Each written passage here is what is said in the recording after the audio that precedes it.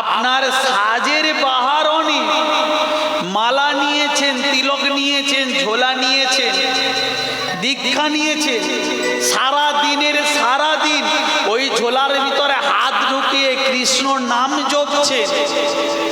আর আপনার বৌমা বাইরে যদি কিছু কটু কথা বলে, আপনি ওই নাম জপতে জপতে বলছে, ও বৌমা তুমি আমার নামে কি বলছো? তুমি কি ভাবছো আমি শুনতে পাচ্ছি না? তাহলে বলো তো বাবা, ওই মা সত্যি সত্যি নাম জপছে নাকি বৌমা কি বলছে ওই দিকে কান খাড়া করে বসে আছে? এরকম ভক্ত হলে হবে? তুমি ভক্ত হয়েছো, মালা নিয়েছো, ঝোলা নিয়েছো, ঝোলার কাজটা ঝোলাতে রাখো। পাড়া প্রতিবেশী কি বলছে তা তুমি কান দেবে কেন? না হলে আপনার সাজের বাহার অনেক, আর ভাবছে কি করে পাশের বাড়ির লোকের সর্বনাশ করা যায়। এটা করলে হবে কি? জয় রাধে, জয় রাধে। মা মালা নিয়েছো, তিলক নিয়েছো, ঝোলা নিয়েছো, না এতে কোনো আপত্তি নেই, কিন্তু ওই মালা ঝোলা তিলকের কাজটা ঠিকঠাক করো। তা না হলে লোক দেখানো, সাধু সাজা আর পরের ঘরের সর্বনাশ করা, এটা কিন্তু ভালো নয়। তাই আজকের আমার গৌরাঙ্গ মহাপ্রভু এলেন কেঁদে কেঁদে। কাদের জন্য? নিজের বাড়ির লোকের জন্য নয়, এই আপনাদের জন্য, আমাদের জন্য। আমার গৌরহরি কোন বংশের সন্তান বাবা? কোন বংশের? শূদ্র বংশের না ব্রাহ্মণ বংশের? গৌরহরি কার ছেলে? ব্রাহ্মণের ছেলে তো। জগন্নাথ মিশ্রের পুত্র, ব্রাহ্মণ। এইবার দেখো মজার কথাটা কেমন মিলিয়ে নিয়ে। আমার গৌরহরি নিজে ব্রাহ্মণ, তিনি ব্রাহ্মণ হয়ে প্রতিবাদ করল কাদের বিরুদ্ধে? ওই ব্রাহ্মণদের বিরুদ্ধে। কেন? কারণ তৎকালীন সময়ের ব্রাহ্মণরা আমাদের এই জাতপাতে ভেদাভেদ করে দিয়েছে। কেন? কারণ বেদে লেখা আছে ব্রহ্মার মুখ থেকে ব্রাহ্মণের জন্ম, তাই সে উঁচু জাত, সে মাথায় থাকে। আর ব্রহ্মার চরণ থেকে শূদ্রের জন্ম, তাই সে নিচু জাত, পায়ে থাকে। তাহলে বাবা বলো, যে উঁচু সে বেশি সম্মানীয়? সে বেশি সম্মানীয় ব্যক্তি নাকি যে নিচু সে বেশি সম্মানীয় ব্যক্তি? একটু বলুন, একটু কথা বলা লাগবে। যে উঁচু সে বেশি সম্মানীয় ব্যক্তি না যে বেশি নিচু সে বেশি সম্মানীয় ব্যক্তি? যে উঁচু সে তো। তাহলে বলুন, ব্রাহ্মণ উঁচু সম্মানীয় ব্যক্তি, মাথায় থাকে। শূদ্র নিচু, সে সম্মানীয় ব্যক্তি নয়, সে পায়ে থাকে। তাহলে মানুষ প্রণাম করার সময় মাথায় হাত দিয়ে প্রণাম না করে কেন পায়ে হাত দিয়ে প্রণাম করে? কেন করে? ও মা, এইবার থেকে যখন ব্রাহ্মণ বাড়িতে আসবে না, অনেক মা পা ধুইয়ে দেন তো, এবার বলবে যে ঠাকুর মশাই, আমরা কীর্তনে শুনেছি তোমরা উঁচু আর আমরা নিচু, তা তোমরা উঁচু মাথায় থাকো, আমরা নিচু পায়ে থাকি, আজ থেকে আর পা ধোয়াবো। কারণ পা ধোয়ানো মানে তো আমাদের ধোয়া, তা আজ থেকে তোমার মাথাটা ধুইয়ে দেবো, তুমি উঁচু।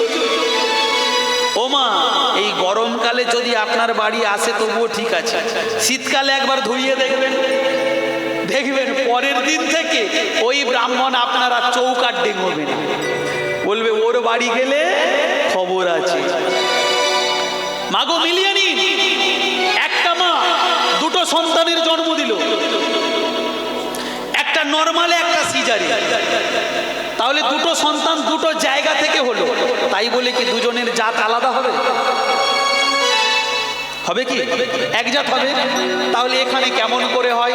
ব্রহ্মা তো জন্ম দিল, মুখ থেকে ব্রাহ্মণের, পা থেকে শূদ্র, তাহলে এরা আলাদা কি করে হলো? তাহলে এরা আলাদা হলো নাকি কিছু চিটিংবাজ মানুষ কায়দা করে আলাদা করে দিবে, বিচার করতে পারে। বলে এরা শূদ্র, এরা নিচু জাত। শূদ্র জাতের মধ্যে আবার অনেক জাত আছে, মুচি, মেথর, কেওড়া, ডম, জেলে, বাগদি, এরা নিচু জাত। তাই তো মা? তাহলে বলুন, বলে জেলে, বাগদি এরা নিচু জাত। কেন? এরা মাছ ধরে। জেলে, বাগদি এরা মাছ ধরে, তাই এরা নিচু জাত। তাহলে যে ব্রাহ্মণ মাছ ছাড়া ভাত খেতে পারে না, সে কোন জাত?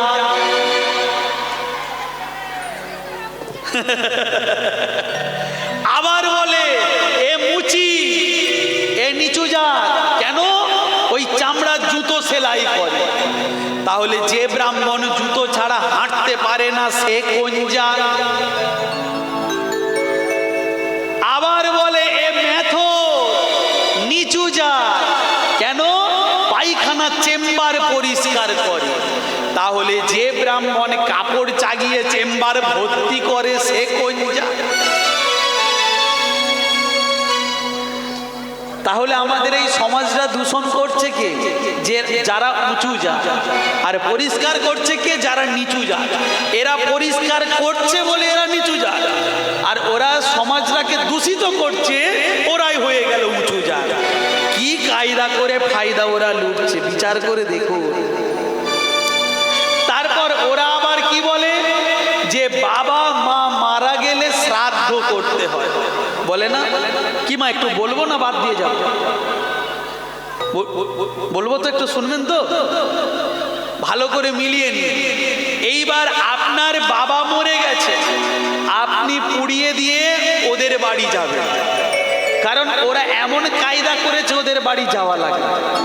এবার যেই যাবে, ওরা ওদের বাপ 14 পুরুষের যে জালিয়াতি যন্ত্রটা আছে সেটা বের করবে, করে বলবে হ্যাঁ রে তোর বাবা কটাই মরেছে? আপনি বলবেন যে 7টাই মরেছে। বলে ইস, ছি ছি ছি ছি ছি, আর যদি 5টা মিনিট আগে মরতো রে, কি সুন্দর যোগ ছিল, আমাদের যেতে হতো না, তোর বাবা হেঁটে হেঁটে স্বর্গে চলে যেত। এই 5 মিনিট পরে মরেছে, এর জন্য 4 পাদ দোষ হয়ে গেছে। 4 পাদ, পয় আকার দপাদ বলছে দোষ। এই পয়াকার পাদ ডিকশনারি খুলে দেখবেন, বা গুগলে গিয়ে সার্চ করে দেখুন এই পাদ মানে কি। এই পাদ মানে হলো পিছন দিয়ে যে ফুস করে না, দুর্গন্ধ টিকতে পারে না, এই হলো পাদ। আপনি বলবেন তাহলে ঠাকুর মশাই 4 পাদ মানে কি? আমার বাবা 4 বার পেদে পেদে মরে গেল, তা আমার বাবা পাদলো, আপনার খাতায় কি করে লেখা হলো? তখন বলবে এই তোরা বুঝিস না, এগুলো করতে হয়। বুঝতে পেরেছেন? শুধু হাসলে হবে না, বিচার বিশ্লেষণ করতে হবে। আবার কি বলে, আপনার বাবা মরে গেছে, তার যদি মেয়ে থাকে 3 দিন পরে তার মেয়ের আগে কাজ করা লাগবে। কি? বাবাকে স্বর্গে পাঠানোর জন্য আয়োজন করতে হবে। তাহলে বলুন, মেয়ে 3 দিন পরে বাবার কাজ করে দিল, বাবা স্বর্গে চলে গেল। আবার এরা কায়দা করে ছেলের বাড়িতে এসে বলে তোদের 12 দিন পরে করতে হবে। তাহলে বলুন তো বাবা, যে বাবাকে 3 দিন পরে স্বর্গে পাঠিয়ে দিলাম, আবার তাকে কায়দা করে এই 12 দিন পরে কি করে স্বর্গে পাঠানো যায়? চক্রান্তটা দেখো। ওরা বলবে ওরে তোর মেয়ে তো পাঠিয়েছে, আর মেয়েই হোক ছেলেই হোক যেই হোক তো পাঠিয়েছে নাকি? বলে না, এটা তোদের করা লাগবে। এইবার আপনার বাবাকে ওর আবার নিচে টেনে নামিয়ে আনবে, নামিয়ে এনে বলবে খাট, বিছানা, আলমারি, মশারি, তারপর মাদুরি, ছাতা, জুতো, বালি সব লাগবে। কি ফর্দতে লেখে তো? এবার বলবে এই জুতোটা লেখ 9 নম্বর। আপনি বলবেন কেন? আমার বাবা তো 7 নম্বর পড়তো। বলে তুই জানিস মরার পরে তোর বাবার পা বেড়ে গেছে। আপনি খোঁজ নিয়ে দেখবেন যে ব্রাহ্মণ পদ্ম করছে ওর 9 নম্বর পা। তাহলে জুতোটা কে পরবে? জুতোটা বামনে পরবে। যখন আপনার বাবা বেঁচে ছিল তখন আপনি খেতে দেন, যেই আপনার বাবা মরে গেল ওদের পাল্লায় পড়ে গোটা পাড়ায় ভুরি ভোজ করাচ্ছে, মন্ত্র পাঠ করে দিল, তারপর ওরা সব মালপত্র নিয়ে বাড়ি চলে গেল। তাহলে বাবার দেওয়া জিনিস ওই খাট বিছানা, তাতে শুচ্ছে কে, ঘুমোচ্ছে কে? কেন আপনারা প্রতিবাদ করতে পারেন না যে ঠাকুর মশাই আমার বাবার জন্য সব নিয়ে এসেছি, আমার বাবা যতদিন বেঁচে ছিল আমার বাড়িতে ছিল, তাহলে মরার পরে বাবা যদি আসে আমার বাবা তো আমার বাড়িতেই আসবে, তোমার বাড়িতে তো যাবে না। তাহলে এই খাট বিছানা আলমারি আপনি কেন নিয়ে যাবেন? আমার বাড়িতে থাক, আমার বাবা যখন চাইবে আসবে, ঘুমোবে, চলে যাবে। আমার বাবা তো তোমার বাড়ির ঠিকানা জানে না, তা তুমি নিয়ে যাচ্ছ কেন? এই প্রশ্নগুলো করেছে, এরপর থেকে করবেন, তবে ওরা বুঝতে পারবে। এই ব্রাহ্মণদের চক্রান্তে পড়ে ব্রাহ্মণ সন্তান আমার গৌর হরি প্রতিবাদ করলেন ব্রাহ্মণদের। বলছে না, এসব নিয়ম মেনে নেওয়া যাবে না। এই সমাজে মানুষের কোনোদিনও জাত হয় না। বলে আমি হিন্দু, ও মুসলিম, ও খ্রিস্টান, এ ইহুদি, এ জৈন, এ ফার্সি, এত জাত। আমি বলবো এই 5 জাতের মানুষকে আপনি একটা জায়গায় ধুতি পাঞ্জাবি পরে দাঁড় করান, দেখে চিনতে পারবেন কোনটা মুসলিম, কোনটা ইহুদি, কোনটা শিখ, কোনটা জৈন, কোনটা পাঞ্জাবি? বুঝতে পারবেন? পারবেন না। তাহলে মানুষের মুখ দেখে বোঝা যায় না এ কোন জাতের, মানুষের পোশাক দেখে বোঝা যায় এ কোন জাতের। এই জাতপাত নিয়ে ওই আমির খান একটা বই করেছে, বইটা দেখবেন, পিকে, একদম পুরো ধুয়ে দিয়ে গেছে। তাহলে বুঝতে পারবে যে এই জাতপাতের কি। জাত হয় কাদের হয়? জাত এই সমাজে গাছপালার হয়, আম গাছ, জাম গাছ, কাঁঠাল গাছ, তেঁতুল গাছ, ডালিম গাছ। আর জাত কাদের হয়? পশুর হয়, বাঘ, সিংহ, হাতি, হরিণ, জলহস্তী, জেব্রা। জাত কাদের হয়? পাখির হয়, ময়না, তোতা, টিয়া, শালিক, চড়ুই। কি বাবা, তাই তো? এদের দেখে বোঝা যায় কে কোন জাতি। কিন্তু মানুষের কোনো জাত হয় না।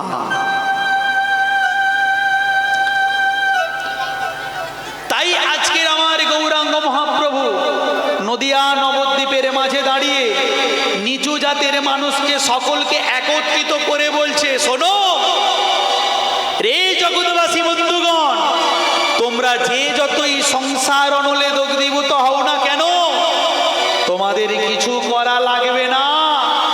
তোমরা শুধু ত্রিসন্ধ্যাকাল 7-5 মিলি নিজ দ্বারেতে বসিয়া কীর্তনে করহ প্রতিদিন, হাতে তালি দিয়া। তাহলে আমার মহাপ্রভু যেটা বলে গেল সেটাকে একটু করা যাবে, একটু হরিনাম করা যাবে। আর ওই যে হাতে তালি দিতে বললো ওটার কি হবে? দেয়া যাবে? যদি হাত তাকে দেবেন, না হলে দেওয়ার দরকার নেই। সবাই মিলে করে করো তালি দিয়ে, করো হরি নামে, করো হরি নাম, করো হরি নামে, করো হরি নাম, করো হরি নামে, করো হরি নাম, করো হরি নামে, করো হরি নাম। এই যুগে এই প্রধান, করো হরি নামে, করো হরি নাম। এই যুগে এই প্রধান, করো হরি নামে, করো হরি নাম। এই যুগে এই প্রধান, করো হরি নামে, করো হরি নাম। এই যুগে এই প্রধান, করো হরি নামে, করো হরি নাম। একবার হরি নামে যত পাপ হরে, একবার হরি নামে যত পাপ হরে, একবার হরি নামে যত পাপ হরে, একবার হরি নামে যত পাপ হরে। পাপীর শপথি নাই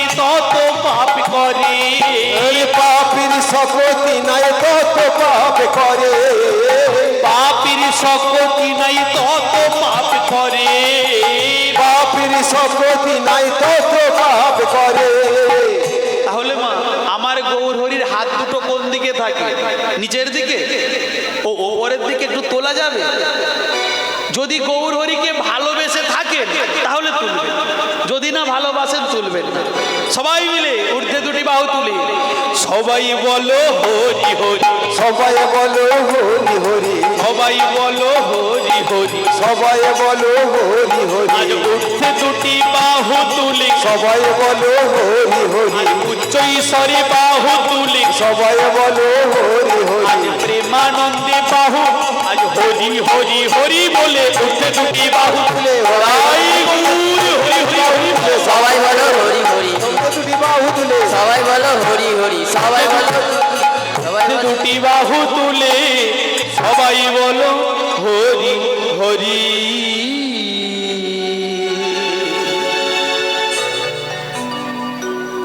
তাহলে মা আমার গৌরাঙ্গ মহাপ্রভু আমাদের জন্য কি নিয়ে এলো? সেই মধুর হরি নাম। এই আজকের যে আপনারা একত্রিত হয়ে বসেছেন না, এই জায়গাটা কে তৈরি করে দিল? এই জায়গাটা তৈরি করে গিয়েছিল আমার গৌর হরি। কারণ তৎকালীন সময়ে নারী পুরুষ এক জায়গায় থাকতে পারত না। পুরুষরা যে ঘাটে স্নান করত নারীরা যাবে না, নারী যে ঘাটে স্নান করবে পুরুষরা যাবে না, নারীর ছোঁয়া পুরুষ নেবে না, পুরুষের ছোঁয়া নারী নেবে না। কিন্তু আজকের কি আর আছে? আমার মহাপ্রভু নারী পুরুষকে সকলকে একত্রিত করে বলছে তোমরা সকলে এক হও, এক হয়ে ঊর্ধ্বে দুটি বাহু তুলে মুখে বলো হরি হরি বল, হরি হরি বল, হরি হরি বল, হরি হরি হরি বল। বলুন গৌরাঙ্গ মহাপ্রভু কি, নিদাই চাঁদ কি, ওদিকের হলো কি? ও মা ফাউল করে দিলেন তো, আগে ঠিকঠাক শুনতে হবে তো নাকি? না না, এটা আপনাদের দোষ নয়, কারণ আপনারা তন্ময় হয়ে পড়েছে যে বাবা তুমি যা বলবে তাতেই দেব জয়। যদি আমি বলি পেট খারাপ করেছে কি, তাতেও দেবেন কিন্তু জয়। ওদিকের হলো কি মানে গৌরাঙ্গ মহাপ্রভুর কথা, ভক্তের কথা অনেক তো হলো, এবার একটা লীলা তো করতে হবে। কি একটা লীলার দিকে যাব নাকি গৌর হরির কথাই বলতে থাকবে? তা একটা লীলা হোক, লীলার সঙ্গে সঙ্গে থাকবে কি সত্য, তত্ত্ব আর এই বাস্তব। আজকের আপনারা এখানে কেন কীর্তন শুনতে এসেছেন? যেটা কোনোদিনও শোনেননি সেটা শোনার জন্য, যেটা জানেন না সেটা জানার জন্য, যেটা করেননি সেটা করার জন্য। এটা হলো সেই জায়গা। এইবার আপনারা বাড়িতে গিয়ে চিন্তা ভাবনা করবেন যে কোনটা ঠিক আর কোনটা ভুল, কি করব কি করব না, সম্পূর্ণ ব্যক্তিগত আপনাদের ব্যাপার, আমার না। কারণ আমি শুধু বলতে পারি, বিচার করার দায়িত্বটা আপনাদের। তাই আজকের আমি যে লীলা করব, যে বিষয়বস্তু করব, এক রমণী, এই রমণীকে নিয়ে লীলা। আজকের মায়েরা সামনে এসে বসেছেন, মায়েদের নিয়ে লীলাটা হোক নাকি? এই সমাজে মায়েরা ভাবে যে আমরা স্বাধীন, কিন্তু মোটেই স্বাধীন নয়। সেই তত্ত্ব বাস্তবগুলো আমি বলে বলে যাব, আপনারা বিচার করে আমাকে উত্তর দেবেন। এক রমণী, সে মালা নেয়নি, তিলক নেয়নি, ঝোলা নেয়নি, দীক্ষা নেয়নি, কিছু নেয়নি, তাও সে ভগবানের চরণ।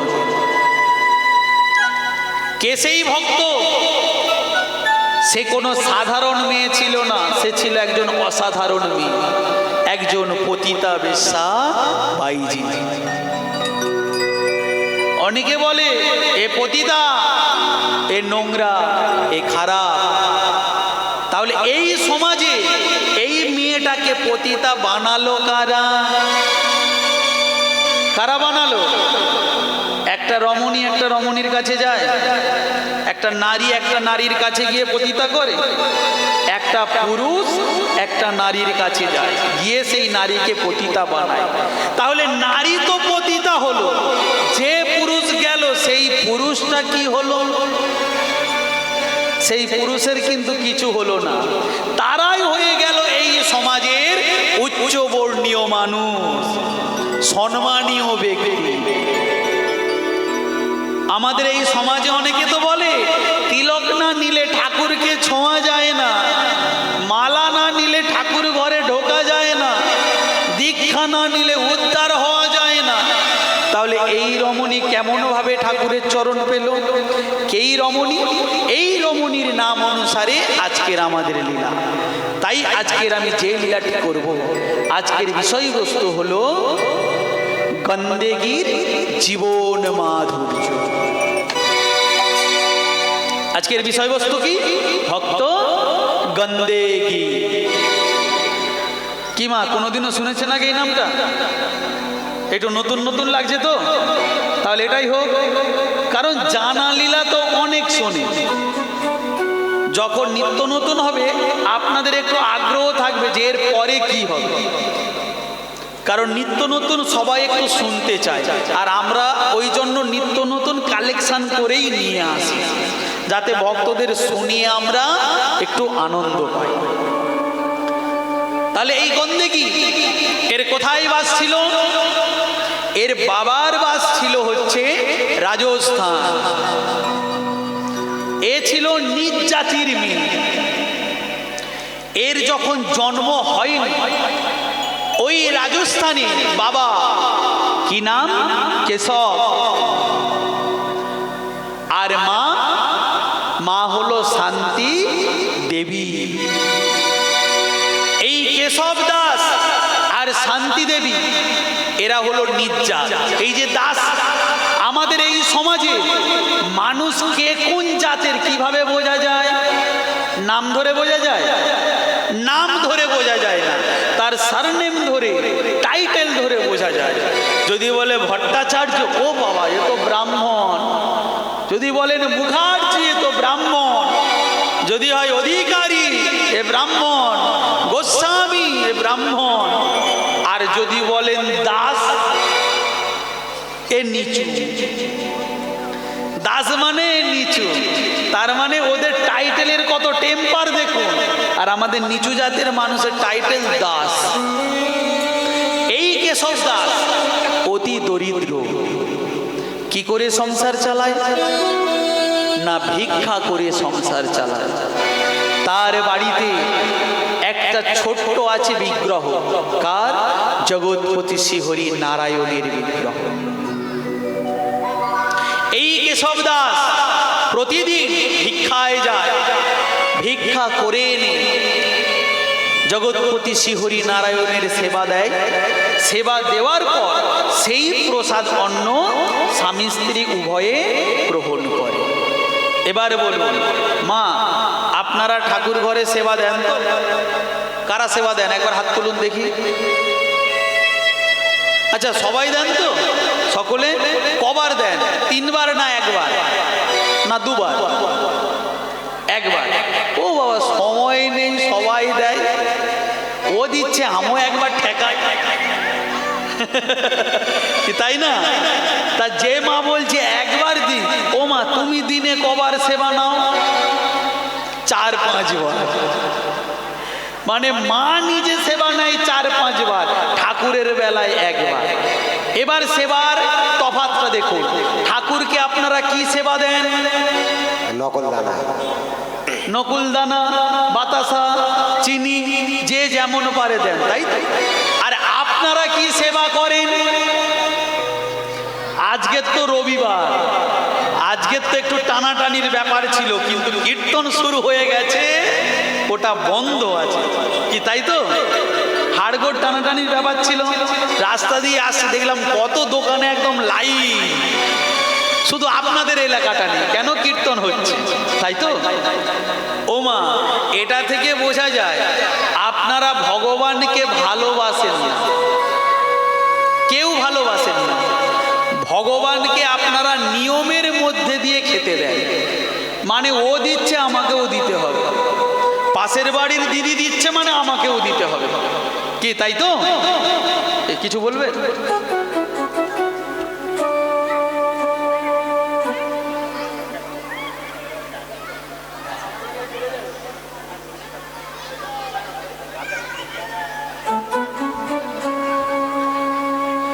ও মা, এই একটা স্বভাব খারাপ আমাদের, যেখানেই যাই 3 ঘন্টা করে পাড়ন দিয়ে ঠিক 3.5 ঘন্টা। কালকের আপনাদের ছিলাম এই হটুগঞ্জ, 3 ঘন্টা বলে একদম 3.25 ঘন্টা। ও বাবা, আরেকটু গাও। কি গাইবো? ব্রাহ্মণদের আরেকটু ঠেসে দাও। তাহলে কি বলবো বলুন তোমার? মানে এটা দেখে বোঝা যায় যে মানুষ এই সমাজে জেগেছে। মানুষ যদি না জাগতো, আমরা কি এত বুক ঠুকে বলতে পারতাম? আপনাদের ভালোবাসা পেয়েছি বলেই কিন্তু বলতে পারি। আমরা বেশি নয়, গাঁটে গোনা কয়েকজন আছি। আমি আছি, গুরুদাস গায়েন আছে, দীনকৃষ্ণ ঠাকুর আছে, আর একটা নতুন করে আমার ভাই উঠছে, কি নাম জানেন? রনিত নস্কর। সে বলে, ও দাদা তোমাদের লাইনে আমিও যাব। আমি বলি, কেন বাকি থাকবে, এসো, আসতে তো হবে, ভক্ত তো চাইছে যে তোমরা এসো। শুধু দীনকৃষ্ণ গুরুদাস তুমি এই 3 জনে বললে হবে না, আরো কিছু লোকের দরকার আছে। তাই আপনারা ভালোবাসা দিচ্ছেন বলেই তো আমরা আসছি। জয় রাধে, ওদিকে যাব না। এবার এটা শুনুন মায়েরা, আপনারা ভগবানকে ভালোবাসেন? বুকে হাত রেখে সত্য কথা বলুন, ভালোবাসেন? আমি তো বলবো কেউ ভালোবাসেন। আপনারা আপনাদের সন্তানকে কেমন ভালোবাসেন বলুন, স্বামীকে কেমন ভালোবাসেন? আপনি বাড়িতে যাই কাজকর্ম করুন না কেন, যাই কাজকর্ম করুন, স্বামী যদি মাঠের থেকে এসে বাড়িতে বসে বলে যে কই গো আমাকে 1 গ্লাস জল দাও, আপনি কি করবেন? আপনি কি তখন আপনার স্বামীকে বলবেন, ও স্বামী তুমি একটু বসো গো, আমি কাপড়টা ছাড়ি গো, স্নান করি গো, একটু তিলক কপালে ঘষি গো, তারপর তোমাকে জল দেব? কোনো মা একবার ট্রাই করে দেখবেন, একবার বলে দেখবেন, আর মুড়ো ঝেঁটাটা একটু সাইড করে রাখবেন, কারণ ট্রাই করতে গেলে একটু খবর আছে। মানুষটা মাঠ থেকে খেটে খুটে ঘরে এসেছে, আর তুমি তাকে নিয়মের মধ্যে বলবে দাঁড়াও আমি স্নান করে আসি তারপর তোমাকে জল দেব। কেন? কারণ তুমি তো আমার শুধু স্বামী নও, তুমি তো আমার পতি দেবতা স্বামী। কি হবে বলুন তো অবস্থাটা? একদম মেরে তক্তা করে ছেড়ে দেবে, কি তাই তো? তাহলে স্বামী আসার সাথে সাথে আপনি যদি বাড়িতে ঝাড় দেন, কোনো রকমে হাতটুকু ধুয়ে 1 গ্লাস জল নিয়ে স্বামীকে দেবেন, তাই তো? ঠিক তদ্রূপ ঠাকুরকে যদি ভালোবাসেন স্বামীর মতো, যদি ভাবে কৃষ্ণ কেউ নয়, কৃষ্ণ আমার স্বামী, তাহলে আপনার যদি সময় হয়ে যায়, আপনি যদি দুপুর 12টা 1টা 1.5টা 2টোই খান, যখনই খাবে আপনার স্নান করা হোক বা না হোক, আগে আপনি ওকে খেতে দিন, তবেই তো ভালোবাসা। কৃষ্ণকে পাওয়া যায় কিভাবে? নিয়মের দ্বারা। নিয়মের দ্বারাই ভগবান পাওয়া যায় না। ভগবানকে পেতে গেলে লাগে কি? অন্তরে প্রেম, ভালোবাসা। রাধারানী কৃষ্ণকে ভালোবেসেছিল, কি করতো তার জন্য? রাধারানী কি করতো? রাধারানী যাই করুক না কেন, সে কোন বাড়ির বউ ছিল? বাড়িতে জল্লাদ দুটো ছিল তো, কি না? জটিলা আর কুটিলা। তামা আপনাদের গ্রামে এই জটিলা কুটিলা আছে নাকি? এই মায়েদের মুখগুলো দেখে মনে হচ্ছে জটিল কুটিল কারো মন নয়, যা আছে সব আমাদের হুগলি জেলায়। এখানকার মায়েরা কত ভালো, কি সুন্দর কীর্তন শুনছে। জটিলা মানে জটিল মন, কুটিলা মানে আরেকটু বেশি কুটিল মন, সর্বদাই সব সময় সন্দেহ। তার মধ্যে থেকেও রাধারানী কৃষ্ণকে ভালোবাসত। রাধারানী কি নিয়ম মেনে কৃষ্ণের কাছে যেত? রাধারানী কৃষ্ণের সঙ্গে দেখা করার জন্য কি করত? একটা ভজন হয়ে যাক, ভজনের মধ্যে জানতে পারবেন কি করত। আমার রাধারানী প্রেম দিবানী, রাধারানী সে কেমন? প্রেম দিবানী। কেন? ওই বাঁশির সুরে পাগলিনী। কার সুরে পাগলিনী? বাঁশি। ওমা, ঝাড়ে যদি না বাঁশ থাকে বাঁশরি হবে? আর বাঁশরি যদি না থাকে বাঁশি বাজবে? আর বাঁশি যদি না বাজে রাধা কি আসবে? তাহলে যেমন বাঁশ দরকার, সেই বাঁশের জন্য বাঁশরি দরকার, বাঁশরির জন্য বাঁশি দরকার, সেই বাঁশির জন্য রাধে দরকার। ঠিক তদ্রূপ কৃষ্ণের জন্য ভক্ত দরকার। ভক্ত আছে বলে কৃষ্ণ আছে, ভক্ত যদি না থাকতো কৃষ্ণের কোনো অস্তিত্বই থাকতো না। ও যে জল ফেলে জল আনতে যেত, ওই জল ফেলে জল মানে ঘরের জল ফেলে দিয়ে শাশুড়ি ননদীকে দেখানোর জন্য জল ফেলে জল আনতে যেত। কোথায়? ওই নীল যমুনা।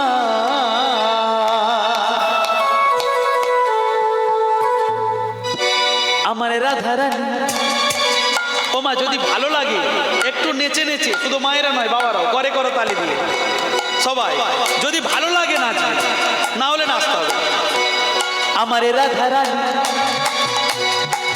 আমার রাধারানীর মনে ভালো না। কেন ভালো না গো?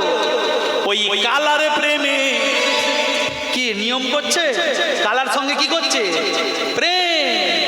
ওই কালারে প্রেমে হয়ে দিবা